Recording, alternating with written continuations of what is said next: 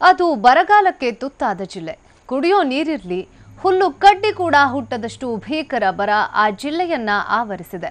ಆದರೆ ಇದ್ಯಾವುದಕ್ಕೂ ಜಗ್ಗದ ಆ ಮಣ್ಣಿನ ಮಗ ಬರಡು ಭೂಮಿಯಲ್ಲಿ ಬಂಗಾರದಂತಹ ಬೆಳೆ ಬೆಳೆದಿದ್ದಾನೆ. ಎತ್ತ ನೋಡಿದರತ್ತ ಹಸಿರೇ ಹಸಿರು. ಹಸಿರು ತೋಟದ ತುಂಬೆಲ್ಲ ಕಲ್ಲಂಗಡಿ ಹಣ್ಣು. ವಾರೆ ವಾ, ಏನ್ ಗಾತ್ರದ ಕಲ್ಲಂಗಡಿ ಇದು, ಎಲ್ಲಿ ಬೆಳೆದಿರೋದು ಅಂದ್ರ ಇದು ಭರತನಾಡು ಬೇತರ್ನಲ್ಲಿ ಬೆಳೆದ ಕಲ್ಲಂಗಡಿ ಹಣ್ಣುಗಳು ಅಂದ್ರೆ ನೀವು ನಂಬಲೇಬೇಕು.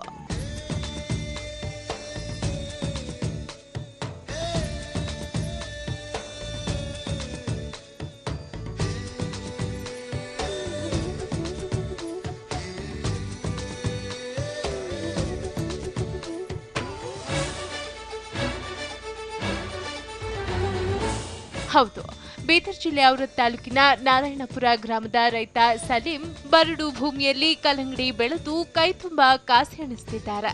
ಜಿಲ್ಲೆಯಲ್ಲಿ ಪದೇ ಪದೇ ಬರಗಾಲ ಆವರಿಸಿ ರೈತರು ಸಂಕಷ್ಟಕ್ಕೆ ಗುರಿಯಾಗಿದ್ರು.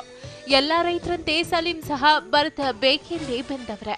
ಆದ್ರೆ ಇದ್ಯಾವುದಕ್ಕೂ ಧೃತಿಗೆಡದ ಸಲೀಂ ತನಗಿರುವ 2 ಎಕರೆ ಭೂಮಿಯಲ್ಲಿ ಕಲ್ಲಂಗಡಿ ಹಣ್ಣುಗಳನ್ನ ಬೆಳೆದು ತಿಂಗಳಿಗೆ ಲಕ್ಷಾಂತರ ರೂಪಾಯಿ ಆದಾಯ ಗಳಿಸುತ್ತಿದ್ದಾರೆ. ಭಾಳ ಕಷ್ಟ ಅದ ಇಲ್ಲಿ ಸರ್. ಅವರ ತಾಲೂಕದಾಗ ನೀರಿಂದು ಬರಗಾಲ ಭಾಳ ಅದ ಇಲ್ಲ ಸರ್. ಇಲ್ಲಿ ಅಂತಂದ್ರೆ ನಾವು ಅದೇ ಬರಗಾಲದಾಗ ಹನಿ ನೀರಾವರಿ ಮುಖಾಂತರ ಕಡಿಮೆ ನೀರಿನಲ್ಲಿ ನಾವು ಟೆಕ್ನಿಕಲ್ದಿಂದ ಬೆಳೆಸ್ತಾ ಇದ್ದೇವೆ ಸರ್. ಈಗ ಕಲ್ಲಂಗಡಿ ಬೆಳೆಸಿದ್ದೇವೆ ಸರ್, ಮತ್ತು ಇದಕ್ಕೆ ಹಿಂದೆ ಬಾರೆಹಣ್ಣು ಬೆಳೆಸಿದ್ದೆವು. ಮತ್ತೀಗ ಸರ್ ಇದು ಕಲ್ಲಂಗಡಿ ಆದಮೇಲೆ ಇನ್ನೊಂದು ಕಲ್ಲಂಗಡಿ ತೊಗೊಂಬೋ ಉದ್ದೇಶ ಅದ ಸರ್.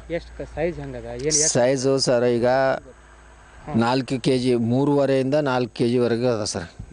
ಈ ಮೊದಲು ಸಲೀಂ ರಾಸಾಯನಿಕ ಕೃಷಿ ಪದ್ಧತಿ ಅಳವಡಿಸಿಕೊಂಡು ಭಾರಿ ನಷ್ಟಕ್ಕೊಳಗಾಗಿದ್ರು. ಭೂಮಿಯು ತನ್ನ ಫಲವತ್ತತೆಯನ್ನ ಕಳೆದುಕೊಂಡಿತ್ತು. ನಂತರ ಸಾವಯವ ಕೃಷಿ ಪದ್ಧತಿ ಅಳವಡಿಸಿಕೊಂಡ್ರು. ಇರುವ ಕೊಳವೆ ಬಾವಿ ನೀರಿನಿಂದ ಹನಿ ನೀರಾವರಿ ಪದ್ಧತಿ ಅಳವಡಿಸಿಕೊಳ್ಳುವ ಮೂಲಕ ಬಂಪರ್ ಬೆಳೆ ಬೆಳೆದಿದ್ದಾರೆ. ಒಂದು ಕಾಯಿ 3 ರಿಂದ 5 kg ತೂಕ ಇದ್ದು ಎಕರೆಗೆ 100 ರಿಂದ 150 ಟನ್ ಫಸಲು ಬರ್ತಿದ್ದು ಖುಷಿಯಲ್ಲಿ ಜೀವನ ದುಡಿದಿದ್ದಾರೆ. 2 ಎಕರೆ ಹಚ್ಚಿದೆವು. ಈಗ ಆಲ್ರೆಡಿ ಈಗ 4-5 ದಿನದಾಗ ಈಗ ಶಿವರಾತ್ರಿಗೆ ಮಾಲ್ ಕಡೆ ಅದ. ಈಗ ಒಂದೊಂದು ಕಾಯಿ ನಿಧಾನ ಇಲ್ಲ ಅಂದ್ರೆ 2.5 ಕಿಲೋ, 3 ಕಿಲೋ, 4 ಕಿಲೋ, ಒಂದೊಂದು 5 ಕಿಲೋವರೆಗೆ ಒಂದೊಂದು ಕಾಯಿ ಆಗ್ಯಾವ. 1 ಲಕ್ಷ ರೂಪಾಯಿ ಖರ್ಚು ಬಂದದ 2 ಎಕರೆ ಜಮೀನಕ್ಕೆ. 300 ಕ್ವಿಂಟಲ್ ಮಾಲ್ ಇಳುವರಿ ಕೊಡ್ತದ. ಅವೈಜ್ಞಾನಿಕ ಮತ್ತು ರಾಸಾಯನಿಕ ಕೃಷಿಯಿಂದ ಕಂಗೆಟ್ಟ ರೈತರು ಸಲೀಂನ ಈ ಸಾಧನೆಯನ್ನ ಕಂಡು ಮೆಚ್ಚುಗೆ ವ್ಯಕ್ತಪಡಿಸಿದ್ದಾರೆ.